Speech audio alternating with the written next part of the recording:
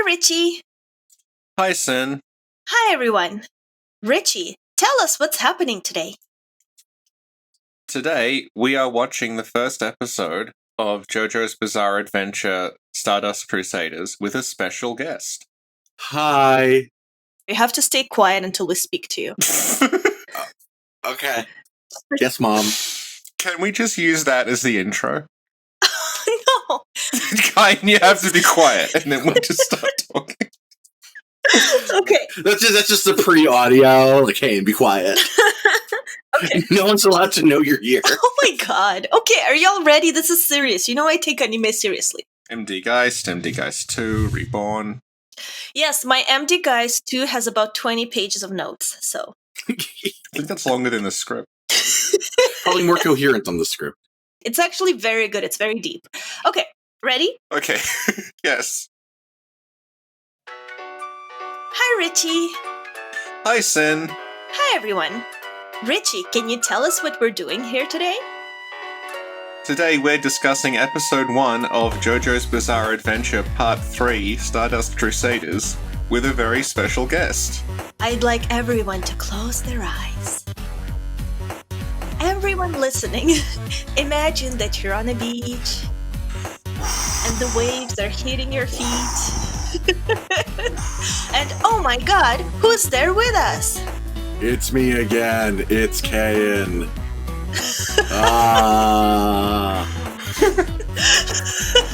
Hi, guys. I'm not even a special guest at this point. It's just like, it's that guy again.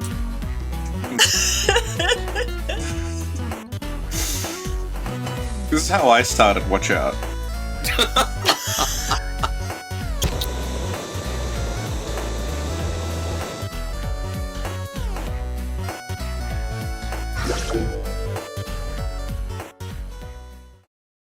So before we start, Kayin, can you tell us your experience with Jojo? I like JoJo a lot. I've read all the JoJo manga, and I've watched most of the anime and most of the old anime and stuff like that. It's just a series I've always just enjoyed. I've just always loved the art and everything like that, especially as the series goes on. Mm-hmm. And it was just fun to be a fun excuse to go back to watch a little bit of Stardust Crusaders. Aw. Richie, what about you? So my experience with Jojo started a long time ago, actually. Kayin might remember this. That I think we have the same start, actually, I'm gonna guess. Yeah, all right. Yeah, with the fighting game memes. Yes.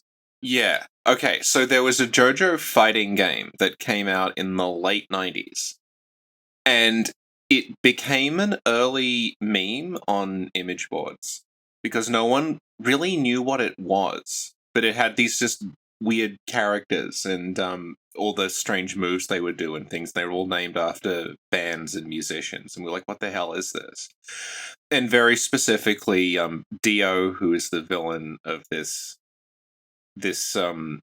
arc, Stardust Crusaders, he has a power where he freezes time after yelling "Zawarudo!"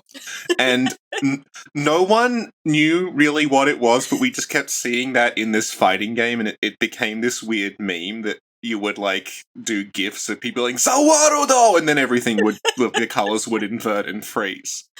Mm-hmm. And that was my introduction to JoJo, and I found out later on that there were, like, Kayin mentioned the old anime. So there were JoJo OVAs made before the thing we're watching. It was like, I think that was also late 90s. Yeah.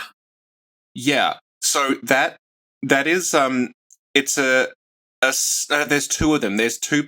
It tries to do Stardust Crusaders in like two. I think they're about 3 hours long, like, series, but it's written basically as fan service. It's designed for people who've already read it and are already familiar with it, because it starts basically halfway through the story with no introduction to anything that's happened. So if you start trying to watch that, you will think, what? Wait, is this, are they starting in media res and they're going to reveal later on, like, the reason they're all here, and they don't. you basically just come into the story halfway through with no introduction to who anyone is. They're all talking about stand users and Holly and stuff, and you have no context for any of it. And then they went back and they made the first half of it, but they made it later on. So they did the story, I guess, George Lucas-esque way of cutting it. Yeah, and it was like doing years later. I think the second part came out in like the early 2000s.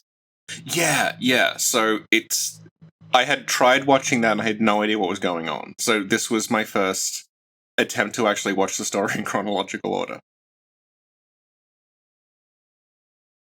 My first introduction to Jojo, a couple of years ago, somebody on stream was like, Sin, do the aura, or whatever. And I was like, I don't know what that is. So they sent me this clip of Jojo just punching through bricks, going, "Ora, ora, ora, ora," and I'm like, oh my god, I love it. And I've been using it ever since to motivate myself in streaming. Mm-hmm. But I didn't really know like what this whole thing actually is. And people brought up Jojo again when we started reviewing Reborn, saying that it's something I would really like. The first JoJo's Bizarre Adventure I saw is Stardust Crusaders with my boyfriend. And I found it really charming. Yeah. Yeah. So you basically had a delayed version of what me and Richie had, but it's the same Yeah. experience, just getting introduced to it through via memes and being like, okay, wait, what is this? Like, Yeah. yeah, so we're kind of all on the same page. Yeah. Only I went out my way and I eventually read all of it, so. Yeah. Okay. And today we're going to discuss episode 1 of Stardust Crusaders. Yay. Yay! Yay! Before we start, Kayin and Richie, I have a question for you. Okay. Mhm. Why is it called Stardust Crusaders? Why is it called Stardust Crusaders?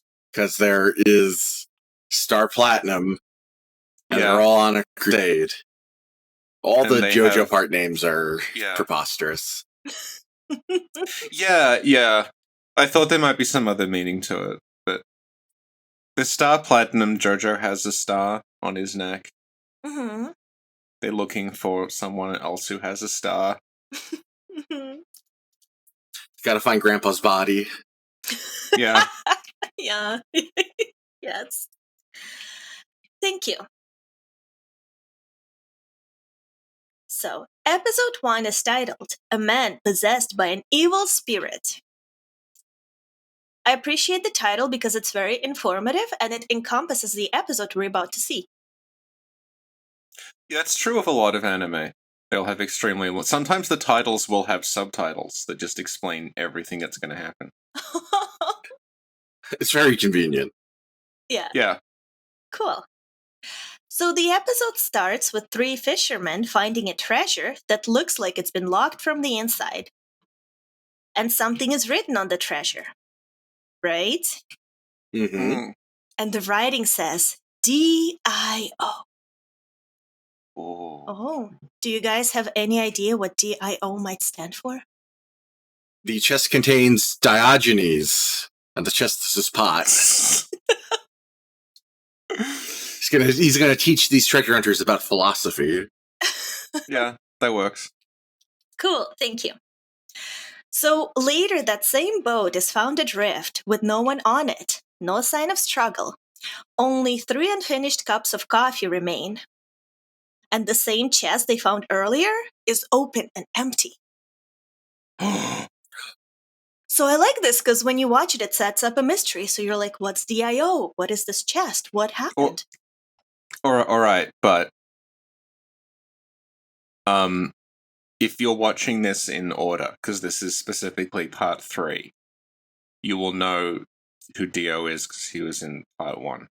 I feel like a lot of people on the server were introduced to JoJo through Stardust Crusaders. It is true. Yeah, because the Stardust Crusaders OVA is just called JoJo's Bizarre Adventure. So when I first learned about it, I just assumed that was the whole story. I didn't realize that anything came before or after. Mm-hmm. Yeah. Yeah, part 3 is a huge turning point too, because parts 1 and 2 don't have stands at all. Yeah. They have So, like, to hum this on. is Yeah. this is where JoJo finds its identity. Yeah. Also, when Yeah. people start getting way prettier, Yeah. which is a trend that only continues to get more and more extreme as the series goes on. Oh, absolutely. I find the animation gets like more interesting or more unique, I guess, as it goes on. It's true for the manga as well. Okay. That's what I noticed as well, comparing, because I rewatched the old OVA, and just comparing the two, like, the pacing is much, much fast. Even though the TV series that we're watching now, even though that's longer, the pacing is much, much faster of the scenes. There is a lot more impact when things happen. David's production is really good. I think this is honestly one of the best manga adaptations I've ever watched in terms of, like, not necessarily the best thing overall, but just in terms of, like, capturing source material. Like, if you wanted something that was accurate to the source material, I don't think you could do a better job. You know, if you want to do a better adaptation in general, maybe, but in terms of just, like, source accuracy and capturing the tone and everything, it's incredible. Yeah, down to them doing, like, the sound effects appear as kanji as kana on the screen. It looks great. Yeah, it looks, and they do a lot of, like, obviously other anime does this, but it's much more prominent here than in the old OVA. They'll, like, break the screen up into panels when things are happening. Mm-hmm. So it does feel like it's got this really good flow to it. Mm-hmm. Yeah. So back to the episode we're talking about. Discoverers thought that the chest once contained treasure, but eventually everyone lost interest and the chest was forgotten. Mm-hmm. So now, fast forward to 1987. Yay! Yeah. Woo! Yeah. How old were you in 1987? 3. I was 2. I was bad at math. 4. Wow. Oh my god, we were like little baby hitmen. Yeah. We were reborn. Yay. Okay. So, now the action takes place in a police station. Jojo, the protagonist of the series, has been arrested for putting a bunch of people in the hospital. He crushed all of their balls. Did he do that? They specifically said he Oh my crushed God. all of their balls. Seriously? Oh, Yes. I did not notice that. Why did he do that? That just, I guess, seems like something for, like, a punk ass Japanese teenager to do. Oh my god. Wow. Oh no, my dog is afraid of thunder. Yeah, so if I suddenly disappear, you know why. That's okay. It'll be power outage, but I don't think it's gonna be that bad. Which stand has electric powers? Which stand does have electric powers in that part? Do you mean, like, interfacing with electrical things or actual, like, lightning? Whatever. Because Hermit Purple can interface with electrical things. Yeah. Yeah. And there's one in part 4 that goes through power lines. Yeah. Mm. So have your stand ready, Kayin, in case, All right. yeah, if somebody tries to crush your balls. I have a feeling my balls will merely be crushed. Oh my god. I don't think I have much of a chance here. Okay. Thank you, everyone. So, here we learn that Jojo is 17 years old. Let me ask you, do you think that's a lie? No, but it seems extraordinarily implausible. Yeah. I mean, I recently found out that Father Gascoigne is 30, so anything is doable. Aw. And Sekiro's like, what, 28? Yeah. Yeah. And Lady Butterfly is like 45. Damn. I mean, by anime standards, you're considered in, like, gramps when you hit about 35, so... This is the problem with, like, talking about shonen, that just everyone is going to be, like, we had this issue with Reborn, where, like, we thought Bianchi was 30 and she's meant to be 17. Yeah. Yeah. You thought Lambo was like 2 and he's actually 5. But Lambo's barely human. Yeah. Lambo is like a football with a face. Oh my god. Bully? Okay, but you gotta consider like an anime, like Yeah. when you're 14, you get drawn as like a grown ass teenager. So being 17 in anime means you're basically like 21. Yeah. I guess I kind of missed that part when I first watched the show. So until like the next episode, I assumed Jojo was like 40. Right. Yeah. Also, he's like By Jojo, 6'5". you mean yeah. Hmm? You mean Jotaro? Because this is going to get confusing because the whole premise is that they're all called Jojo. Yeah. Yeah. Yeah. Okay, thank you. Oh, I have a possible explanation for Jotaro's physique. Is it because he's a head of a school disciplinary committee and he actually got held back like 20 times? No, but that actually works, honestly.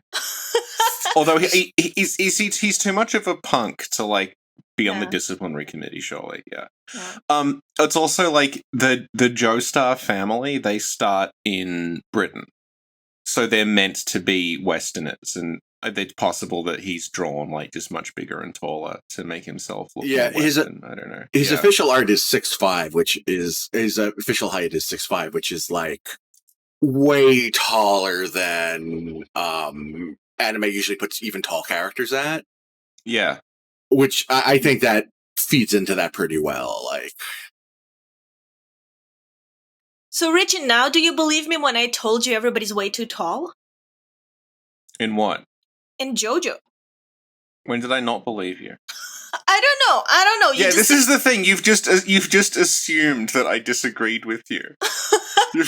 You've constructed an argument that never happened in order to correct me later on.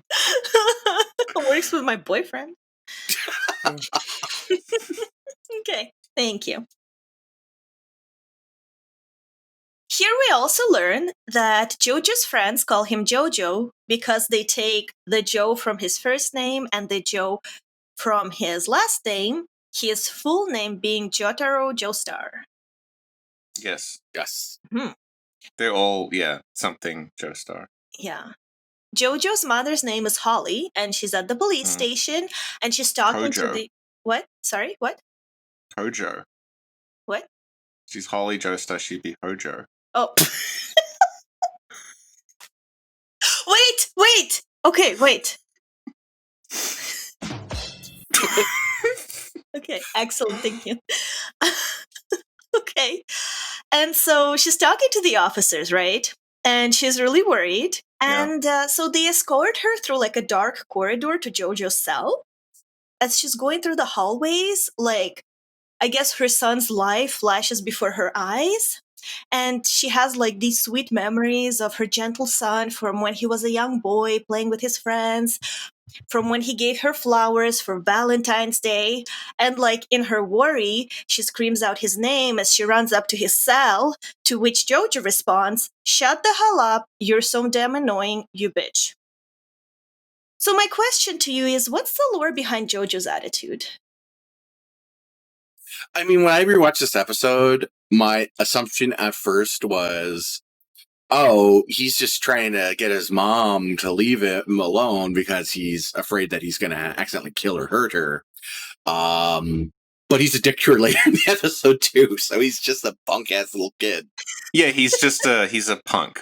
Yeah, that's what I think too, and throughout the series it shows, and he's definitely not my favorite character in the series, although he's the main one. Yeah. I really don't like his attitude. Yeah. Okay. Have you seen the older version of him in Diamond is Unbreakable? Yes, yeah. Yeah, he turns out okay in the end. I don't know. Does he? He becomes an absentee father. He becomes an absentee father and a marine biologist. I feel like, no. I still don't like him. He's slightly less awful. You think? Only slightly. I feel like he seems slightly less often because he has less screen time. That's true. Mhm. He's less aggressively a dick later in life. Yeah, But he's yeah. still bad at people. Yeah. Okay. Thank you. Oh, and another thing that I found really bizarre is Holly's response to him calling her a bitch is like, okay. Can you explain that? Holly's a bottom.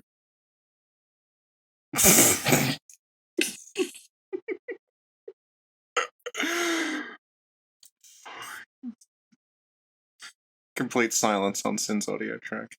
Just killed the podcast. I just assumed she's used to him doing this. And I think she knows, probably through his action more than his words, that he does care about her. Yeah. And I think this is kind of like an exaggerated a version of how like a lot of teenage boys can be, where they kind of rebel against their moms in a way, even though it's like, I love my mom. No, you don't hug me. Don't hug me in front of my friend's mom. Don't stop. I hate you.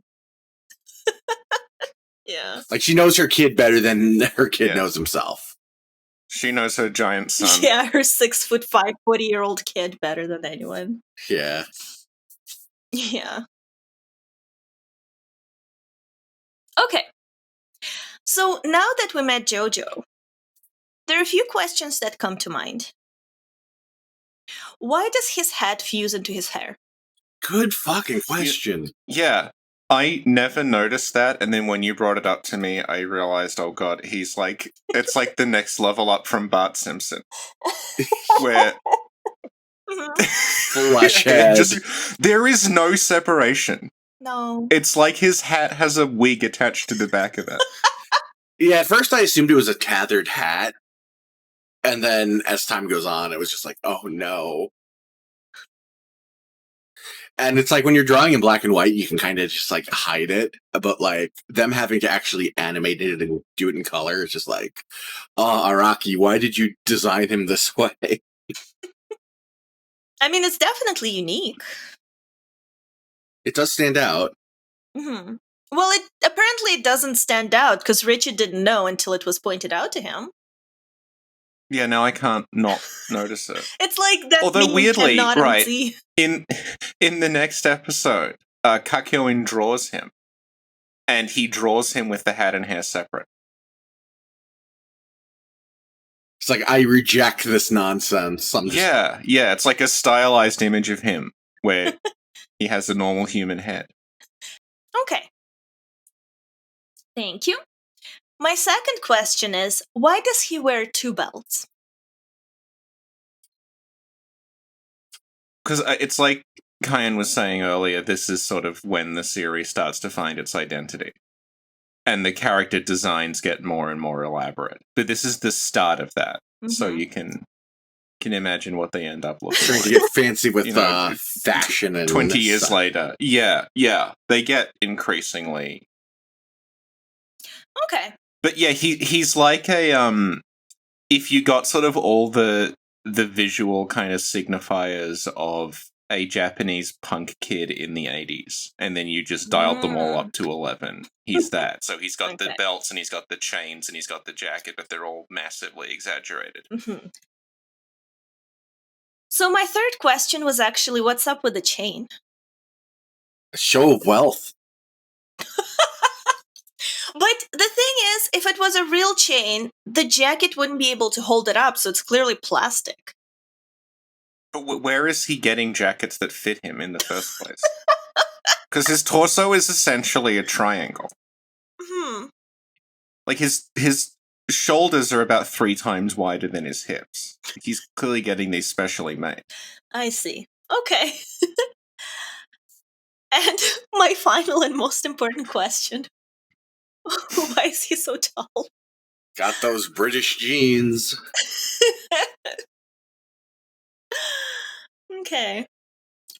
Oh my god, I wonder what he looked like when he was a baby, when he was born. Was he like a really tall baby? But you see him in flashback as a kid and he looks normal. That's interesting. There was some sort of growth spurt that occurred. Yeah, he just hit puberty and that was it. True. Okay, thank you. So, back to the police station. Jojo is being released, but he doesn't want to leave his cell. Jojo explains that he's possessed by an evil spirit. The evil spirit hurts people on his behalf. The cops don't believe him, but they also notice he has a bunch of his stuff in his cell, including beer. And I thought it was really funny when he has his beer and he takes a pen and he punctures a hole in the beer and drinks it that way. And it's like, okay, yeah, you are 17. It's like, that's not even convenient. Yeah. What are you doing? Also, I just skipped to the next episode where they're in high school and the Jotaro's peer students come up to about his elbow. Yeah. It's not like everyone is tall. He's actually drawn to scale with other humans who are normal. Yeah, only his team is tall, basically. Yeah. It's like a FromSoft game. All the important characters are really tall, so you can see them in third-person view. Yes. Okay. Thank you. So to prove the existence of the evil spirit, Jojo makes the spirit take a cop's gun, and then Jojo shoots himself in the head with the gun. And can you tell us what happens when Jojo tries to shoot himself with the gun? So I'm pretty sure there he's legit trying to kill himself. And that's just like, that didn't work. Really? Yeah, it's very ambiguous, but I don't think he knows he has that much control over the evil spirit yet, so... Yeah, he doesn't understand what's happening. He has this look of almost disappointment on his face, like, I can't even... I'd have to disagree with you there.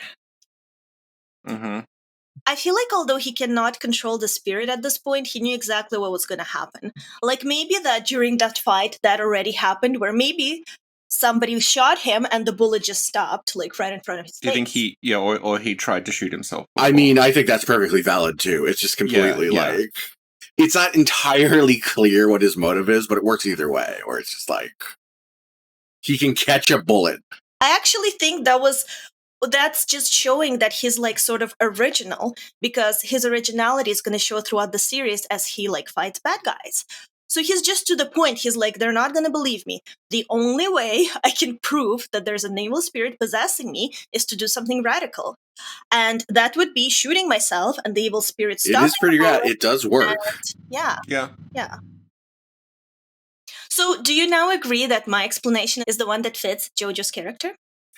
I think it fits Jojo's character more, but I think the tone of the scene makes it ambiguous, which is annoying. Interesting. What about you, Richie? Yeah, I think he I think that's probably something he's he's do we know how long he's had the stand for? I think it's been a day. Yeah, I think it just Yeah. Okay. I'll put it this way. If I was rewriting the scene now, I would write it your way. To make it clear. Mm-hmm. Is it too late to patch that in? I'm sure they'll remake it at some point. I mean, that's the fate of everything at this point. Okay. Thank you. And another thing that I found really interesting is that detail is actually a foreshadowing of the power of Jojo's evil spirit. How is it that the evil spirit has these cool reflexes?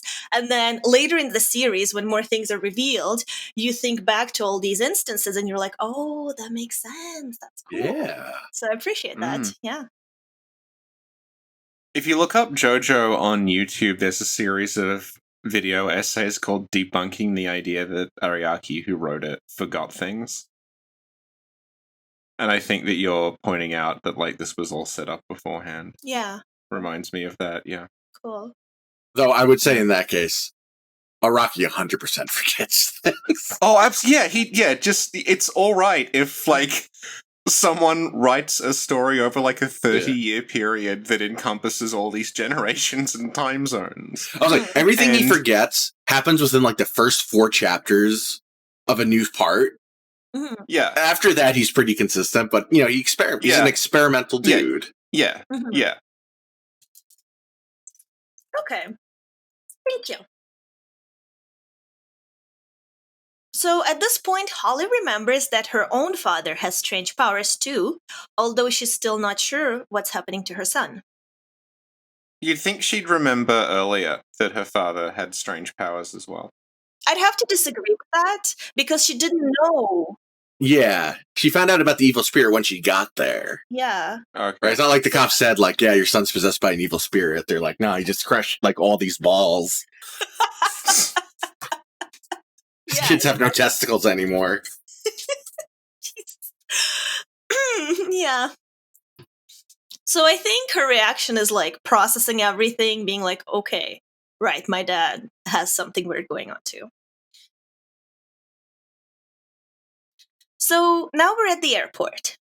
And Holly's father, Jojo's grandfather, Joseph, came off a plane and he came to Japan to help with the Jojo situation. And I thought it was really cute because when Holly sees him, she's all like, oh, I love you, Dad. I'm going to tickle you. And she's like, so sweet. Joseph is the best. Yeah, he is. Outside of infidelity, Joseph is the best. Oh, yeah. Yeah. He is the world's smartest himbo. Mm. So now we're back at the police station. This time, Joseph as well as Holly implore Jojo to leave his cell. And meanwhile, we also see that the evil spirit brought Jojo more crap to his cell. So I thought that was hilarious. An old 80s style boombox. Yeah. Yeah. Yes. I found what's about to happen a little like shocking. As Joseph is talking to Jojo, Jojo rips off his grandfather's finger, but luckily it's a fake finger. That hand exists completely to be destroyed. Yeah, it does. But again, what does it say about Jojo and his attitude toward his family?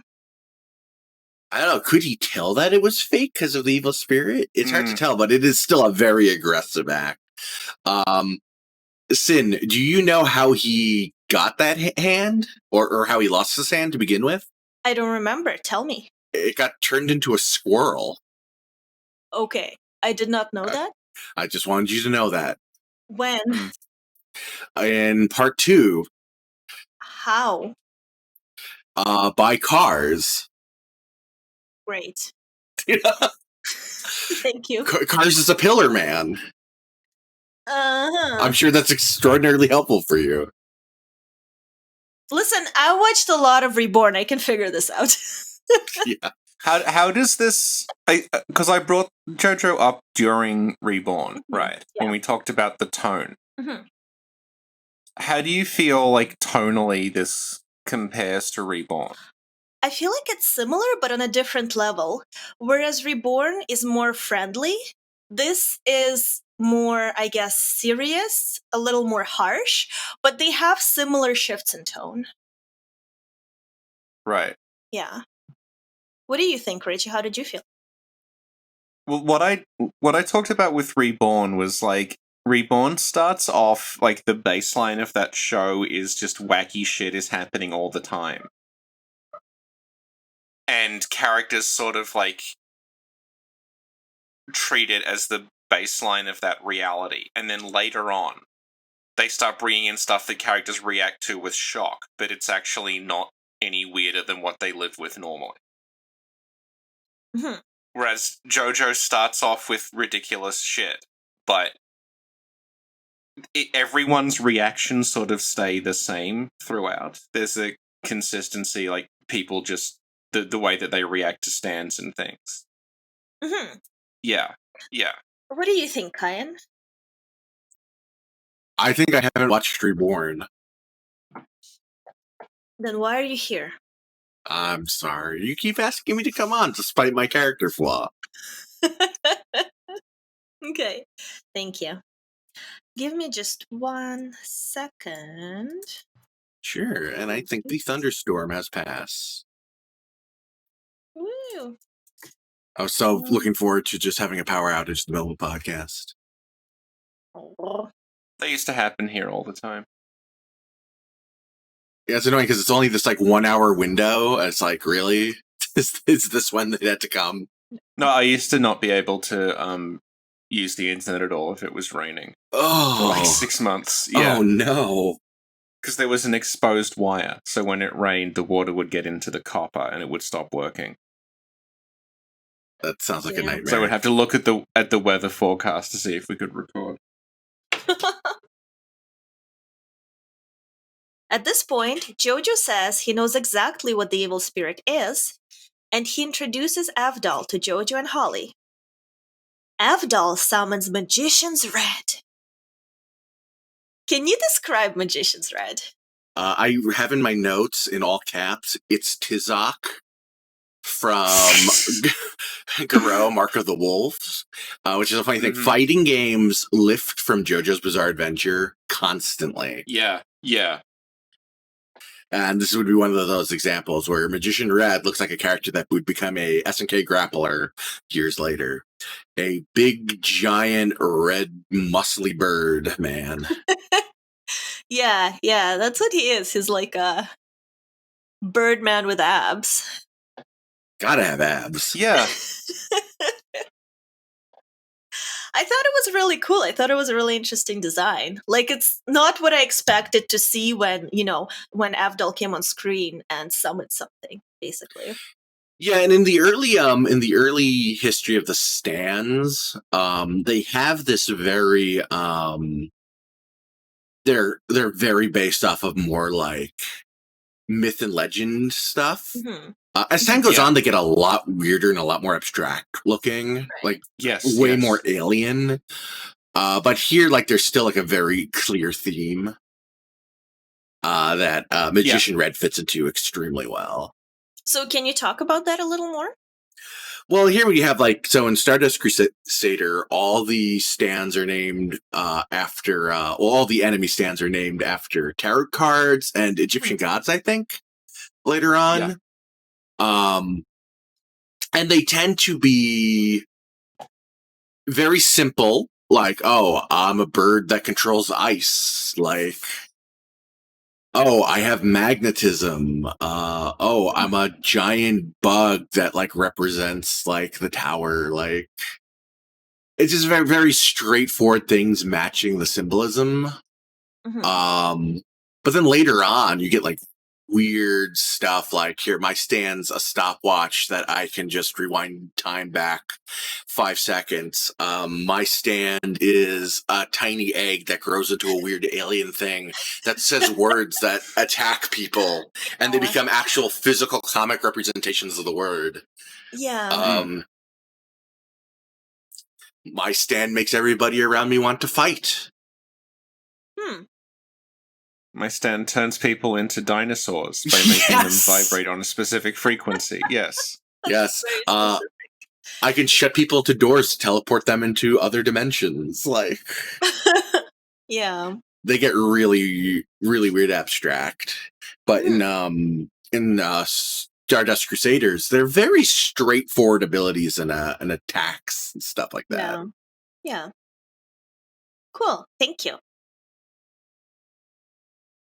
So after Avdol summons Magician's Red, this is where we learn what the evil spirit actually is. The evil spirit that hunts Jojo is actually a powerful vision created by his own life energy, and it's called a stand. So at this point, there is an altercation between Jojo's stand and Magician's Red, and we sort of learn that if you injure the person's spirit, you injure the person too. And if the person is weakened, like the spirit is weakened. And so we learn that the spirit and the person are sort of interconnected.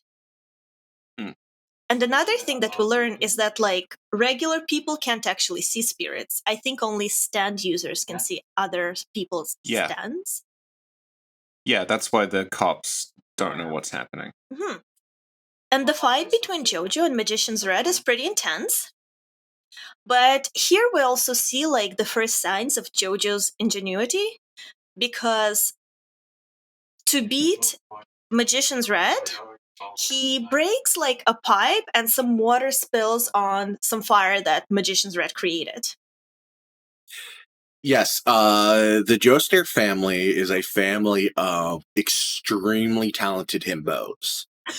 They're all kind of idiots, but also Mhm. brilliant at the same time. And this is something that's true in every part of JoJo's, is the main character has just spectacular ingenuity under pressure. So I guess I would argue that Jotaro isn't a himbo because you need to be kind of a sweetheart to be a himbo and he's a jerk. Aw. Yeah. Yeah. But still. Cool, thank you. And so at this point, like Jojo gets tricked to leave his cell during the fight. And that's how this part sort of ends. That was such a pro wrestling type ending where it's like, okay, Yeah. how do we get how do we have Jotaro lose without actually having him lose? Because we don't Mhm. want to make him look weak. Like it was just like a perfect way to make everyone look good. Yeah, Mm. yeah. Cool, thank you. So then the next scene, everybody's at a cafe, and Holly's talking about how she's glad that her son left that horrible jail cell. And Jojo goes, "Why are you such an annoying bitch?" He's a jerk. Yeah. Also, imagine being in that cafe with just these ridiculous people. Just Yeah, 'cause babbling I incoherently. I remember in the OVA that scene takes place in like a very small tea house where no one else is. And it's sort of okay, they're having this secret conversation about like vampires and stands and things. Mhm. But then in this version it's just a cafe on like a main street. Yeah, And they there's don't give a people shit. walking by and sitting next to them, yeah. Yeah, yeah. And at this point, Joseph tells us more about the legacy of the Joestar family. Joseph references the story that we saw in the very beginning about the 100-year-old coffin. Joseph basically mentions that this coffin was discovered 4 years ago at sea, and he says that someone was inside the coffin, that someone being Dio. And this is where we learn what the letters DIO stood for. But at this point, Jojo doesn't seem to believe the coffin story, which I found a little peculiar. I'm possessed by an evil spirit, yet I do not believe that there's a coffin with a vampire man in it. Yeah. Yeah. Yeah. Sounds fake. Sounds fake. It's like it's not the weirdest thing that happened today, Jojo. Maybe he's just being like a teenager and he's just like not believing on principle because he wants to sass authority figures. You know what? That makes sense. Yeah. Actually, yeah. Cool. Thank you. But I like how Joseph is like, "Hey, I'll prove it's real." And so he takes a Polaroid, he punches it, and a picture comes out. And this is where we learn that Joseph has a stand that can reveal faraway visions and place them on film.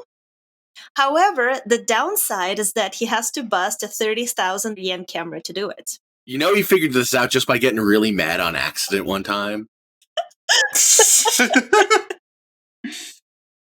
what do y'all think about Joseph's power? What Hermit Purple's power is consistently ill-defined. Because it Yeah. kind of has to fit whatever problem he faces. I have the impression at this point is he doesn't even entirely know what it's good for yet. Like, Yeah. it's like I have this thing. Yeah. Yeah, it does a bunch of other stuff later on where it sort of interfaces with technology. He's basically like a hacker who doesn't know what he's doing. Which is perfect Yeah. for Joseph. Yeah. And when you see this, you get the impression that maybe he doesn't know how to use his power. Maybe you're not supposed to crush a Polaroid. Maybe there's an easier way to do it. But he also mentions that he's only had his stand for a year. So maybe like eventually he'll figure it out and he'll find a better way to like put visions on film. Which is also great because a whole year, it just means like he just wasn't that curious about it. It's like, oh, this is weird. He was just smashing cameras for a year. Yeah. Also, 30,000 yen's about like a bit under 300 USD, but this is in 1983 money, so He is rich. Yeah. Where's he getting his cameras? He's getting ripped off. Hey, look, it's okay. He's funded by the Speedwagon Foundation. That's true. Yeah. I thought that was really cute because I first watched this season, and then I went back to watch the previous season. I'm like, oh, that's what Speedwagon is. That's so cute. He was just a really good dude. Yeah. Okay, cool. Thank you. And here Joseph also explains that all the Joestars have a birthmark shaped like a star around the base of their neck. It is ginormous and that nobody has ever noticed until this point. Yeah. Jojo seemed a little surprised. I think he would have found it when he was trying to figure out where his hat and hair connected.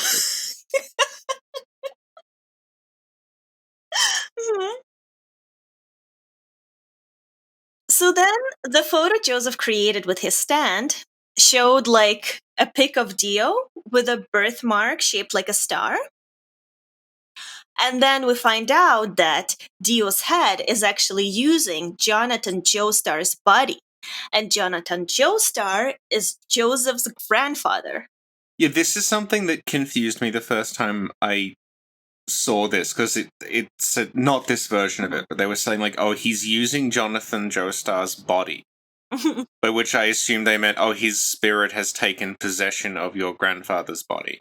No, it means literally it's just from the neck down. It's Jonathan Joestar and Dio's. Yeah, but that fits how Chinese vampires, I think, are portrayed a lot, right? Yeah.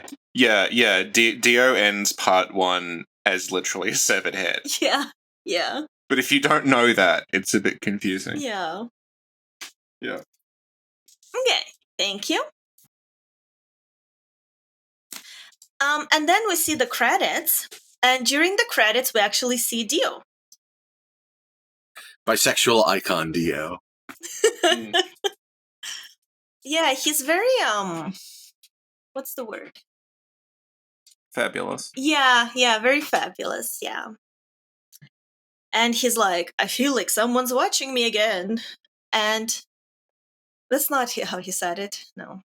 No, that's how Dracula would say it. You got your vampires confused. Yes.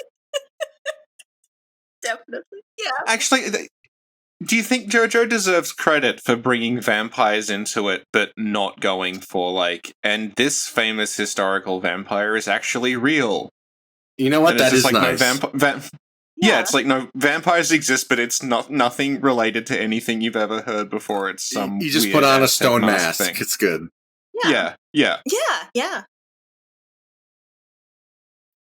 And here we learn that Jojo is bad because there's like a corpse of a woman on the stairs where he lives, and she has like bite marks on her neck, and the implication is like he killed her. I wonder what happened here. Yeah. And I guess that's episode 1. Yeah. What did you first think of episode 1 when you first saw it? Actually, you know what? This is the first time I watched episode 1. Yeah, because I remember I read the manga, so I didn't watch the anime until my friends basically bugged me to.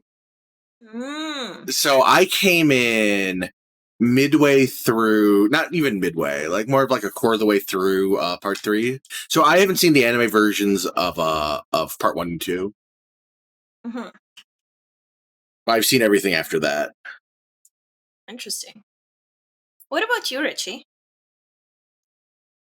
Like Kayin, I had seen these events before, but I saw them in the second part of the OVA that is actually the first part of the story. And so I knew roughly what was going to happen, but I guess like I was talking about pacing, if you said to me, oh yeah, the first episode of the anime is just the bit with Jotaro in the cell, I'd think, oh god, they really padded this to shit, didn't they? But no, it flies by very quickly because it's extremely well paced and well written and snappy. Yeah. It fits the size of an episode so well, and so little happens. But I was thoroughly entertained. I was kind of like, oh, I wish we were watching more in a row. Before we go, can you tell us who's your favorite character in JoJo? In any season. In any season. Ooh, that's hard. Yeah.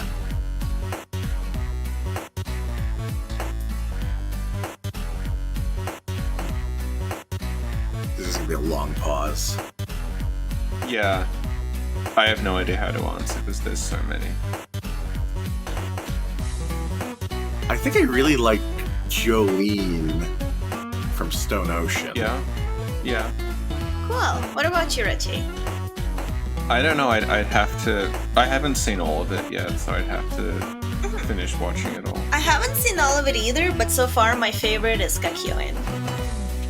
Yeah. Oh, Yeah. You know, actually, the easy answer, especially, would just be, I think Joseph. Actually, he's just Joseph's just great. Like, he's that right. Like, if you look at the line between like Jonathan and Jotaro, where Jonathan's a little too much of a goody-goody, and Jotaro's a little bit too much of a jerk. Joseph's right in the middle of being a gremlin man, where there's no bad intention with any of it, but he's still just good at getting into trouble and getting out of it, and is great.